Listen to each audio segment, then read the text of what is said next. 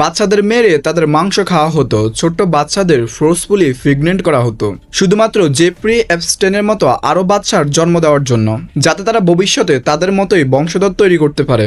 অভিযোগ রয়েছে ডোনাল্ড ট্রাম্পের গল্ফ ক্লাবে তাদেরকে মেরে দাফন করা হতো। Bill Gates, Donald Trump, Bill Clinton এরা সবাই এতে ইনভলভ ছিল।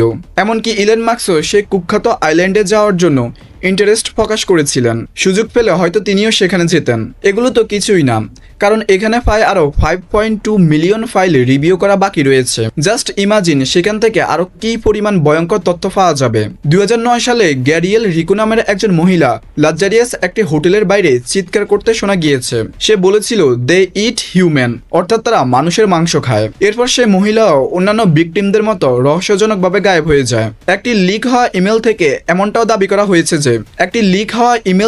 এমনটাও দাবি করা হয়েছে যে তারা বাচ্চাদের বডি পার্টস টুকরো করে নাড়ি বুড়ি বের করে ফেলতো, এবং বিশেষ করতে কষ্ট হবে তারা সেই বাচ্চাদের মলমূত্র পর্যন্ত খেয়ে ফেলতো। প্রতিদিন কোনো না কোনো সেলিব্রিটি, পলিটিশিয়ান এবং বিজনেসম্যান এই আইল্যান্ডে যাওয়া আসা করত।